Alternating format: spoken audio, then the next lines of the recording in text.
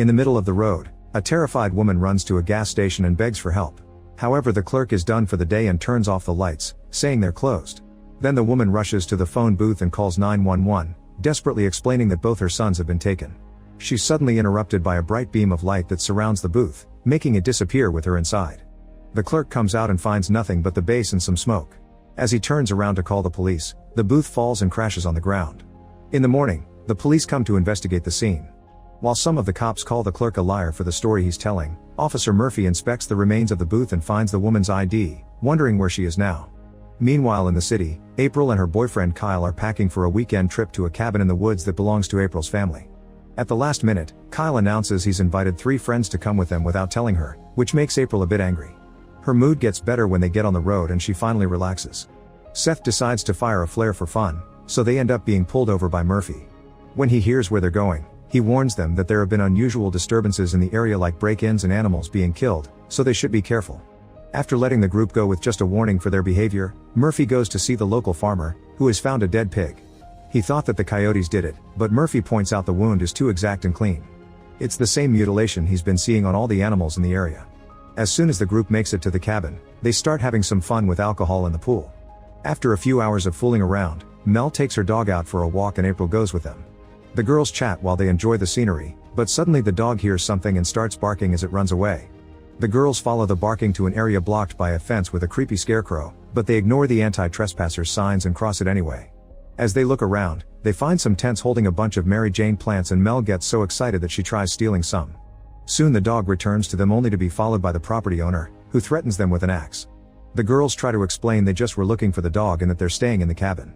Hearing about the cabin makes the man realize he knows April. His name is Travis and he was a friend of her family, so he met April as a kid.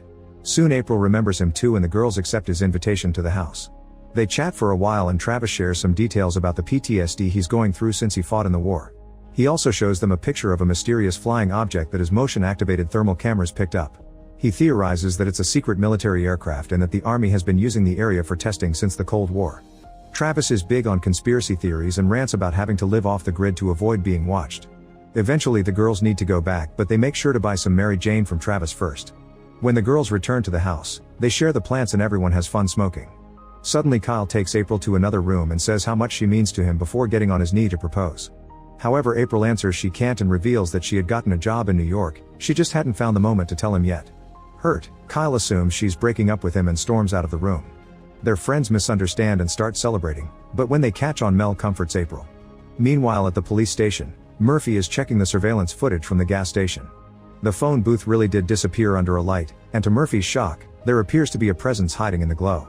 Later in the evening, the group gets drunk because they're bored since they don't have TV or cell phone service. Kyle and April try to communicate while everyone watches, but their conversation is interrupted when they see a huge ball of fire coming down in the sky and crashing in the woods with a huge explosion. As Seth films everything with his phone, the group goes to investigate, assuming they saw a plane. However, they're shocked to discover a real spaceship and footprints that indicate aliens are now wandering in the forest. Terrified, the group rushes back to the cabin and argues over what to do while it starts raining. Seth points out the police won't believe them if they call, and April says they should just drive back to the city. Suddenly the power goes out, but April says it's normal because of the storm. They go to the basement to check the breakers, and at that moment they hear the dog barking followed by strange noises. Remembering her father kept a gun in that basement, April quickly grabs it before the group goes back upstairs. The cabin is completely dark, so the group uses flashlights to look around the room, finding a bunch of broken things. When a lightning strike lights up the area, the group discovers an alien standing by the glass door. April immediately opens fire and the alien disappears as the glass shatters. The group rushes outside and notices that the alien has fallen into the pool, so its body is slowly sinking. Freaking out, everyone finally agrees to leave and rush to the car to get away. After just a few minutes of driving, they discover a fallen tree blocking the only road to the city. When they take a closer look, they discover the cut is too clean, so it wasn't the lightning that did it. The rain suddenly stops falling, but when they look back, they discover it's only raining in certain parts of the road. At that moment a red light covers the area and the group looks up to discover an alien spaceship hovering above them. Everyone rushes back to the car, however the spaceship fries all the electronics and now the vehicle won't start. Panicking, Lex gets out of the car, so the aliens use the chance to use their light and kidnap her. Hysteria takes over the group and they start running to the forest. Meanwhile Murphy continues to investigate and finds a camper van in the woods surrounded by a mess. Nobody answers his knocking, so he goes inside and finds a camcorder on the ground, which he picks up to watch the last footage. A family is out camping when they suddenly see a light in the sky. The child runs off to get a better look, only to be beamed up and kidnapped by the aliens. Once the video is over, Murphy looks deeper in the vehicle and sees blood in the bathroom. Then the mother from the video comes out of hiding to attack him. He manages to calm her down and the woman explains the aliens abducted her husband and son, claiming that they conduct experiments to learn everything about humans. Murphy calls an ambulance and before the doctors take her away, the woman urges Murphy to assist the people who are trapped in the spaceship. The aliens bring most people back but there are still hundreds up there, some have even been there for years. Back to April's group, they reach Travis' place and have to calm the guy down as he attacks them for mistaking them for trespassers. They tell him everything and show him Seth's video. Travis then explains that the US government has had a treaty with the extraterrestrials since Roosevelt's term. This treaty states that aliens are allowed to abduct humans for experiments and in return humans can keep on acting as if they own the planet. There's only one very important rule: nobody should attempt to engage with the aliens, which April broke by shooting one of them. At that moment Mel notices something on the radar and Travis confirms that it's the spaceship, which quickly disappears from the screen. Travis says that means it landed. Suddenly the lights go out so everyone starts running except for Travis, who tells them how to get back to their cabin while he stays to fight. He finds a hole in one of his tents and as soon as he hears the alien moving in the darkness, he opens fire. There's no alien body around, so next Travis hides under a table and looks around with his flashlight. When he sees the alien jump above him, he opens fire again and hears the creature's body fall before some nasty alien goo falls on his face. Thinking it's over, Travis comes out of hiding, only for another alien to grab him. In the meantime April's group makes it to the cabin and starts boarding up all the windows. A strange noise can be heard outside and April peeks through the peephole only to find an alien standing at their doorstep at the same time that very bright lights shine through the windows. Seth panics and opens fire, almost hitting Murphy and his partner Mitchell when they suddenly burst in. The cops immediately handcuff Seth and interrogate the group, not believing their story when they smell the Mary Jane in the room. To prove it, April takes them to the pool, only to discover the body is gone. Suddenly another noise could be heard in the barn. Murphy goes inside to investigate and after finding some goo, he's horrified to see Mel's dog dead with the organs out. At that moment an alien runs past him and jumps out the window, so Murphy tries firing but misses all the shots. The alien can be heard running through the bushes, but instead of chasing after it Murphy returns to the police car and informs Mitchell that the friends are telling the truth. Mitchell starts laughing and tells Murphy that he needs to move on, saying that his girlfriend just left him for another dude. However Murphy is sure she was abducted because she just disappeared from the bed overnight and didn't take her keys or clothes. Then the cops get ready to leave with an arrested Seth, but at that moment an alien appears in the middle of the road. Murphy freezes as he stares at the bright light, not hearing Mitchell and Seth yelling at him to go.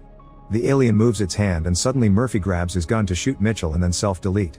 After the alien disappeared, April comes out to free Seth and take him back to the cabin. He explains that the alien mind-controlled Murphy and freaks out to the point of using a police gun to hit Kyle. Seth blames April for what's happening and decides to escape alone, running out of the cabin while insulting the others. Seconds later, the whole building starts shaking and bright lights indicate the arrival of the spaceship. Then the aliens play a high-frequency sound wave that paralyzes everyone and causes excruciating pain. The light bulbs and various appliances explode, causing a small fire. The whole house appears to be coming down, so Mel and April rush to the basement but Kyle stays behind and blocks the door with a bookcase to protect the girls. An alien appears at the entrance and Kyle yells at it, taunting the creature into chasing him as he runs upstairs. Meanwhile Seth runs through the forest until his flashlight runs out of battery. As he lights a glow stick, he hears a weird noise and begins shooting in random directions. At that moment the aliens show up and attack him, leaving him severely wounded. Seth manages to crawl away and handcuffs his arm to the tree, but this isn't enough and the light takes him anyway, leaving his arm behind. In the cabin, Kyle waits with a knife in the bathroom, but an alien reaches through the mirror and kidnaps him anyway. At the same time in the basement, an empty medicine bottle falls from Mel's pocket and she admits she's self-deleting because it's better than being abducted by aliens. After Mel dies in her arms, April grabs a crowbar and gets ready to go back, but she pauses when the lights and rumbling go away. Astonished, April drops the crowbar and slowly makes her way upstairs, where she discovers the power has returned. On a pool of blood on the floor, she finds Kyle's engagement ring, making her realize he was taken. A desperate April runs outside and sees the spaceship flying away, so she grabs some fireworks and starts firing them into the sky to get the attention of the aliens. At first nothing happens and April falls to her knees, thinking she lost Kyle forever. However, the spaceship then comes back and abducts her as well. Moments later, April wakes up and finds herself in a nasty cocoon. After some struggle, she breaks free and starts walking down a hallway, seeing other bodies on the way. Following a very bright light, she reaches the end of the corridor and discovers she's been brought to an alien city. In another room, Seth also wakes up and panics when he sees his arm is gone. Suddenly an alien machine begins conducting various painful experiments on him, like inserting a bug through his belly button, drawing on his skin with lasers, and inserting a probe up his rear. It eventually becomes too much and Seth dies. Back to April, she continues to wander through the corridors and looks at the bodies in the cocoons until she finds Kyle. She immediately frees him and gives him CPR as she apologizes for everything. Kyle wakes up and the couple shares a hug before the aliens find them. A light surrounds Kyle and April and they hold onto each other thinking they'll die, only to suddenly appear back in the forest. They celebrate with a kiss and leave while holding hands, hoping to find help. A noise indicates people nearby and the couple finds some soldiers, who open fire and bring them both down. With her last breath, April takes out the ring and Kyle puts it on her finger before the soldiers kill them with another shot. Afterward the bodies are thrown in a hole and burned down. The soldiers continue to clean the area, getting rid of any evidence that could prove the existence of aliens or the treat the government has with them.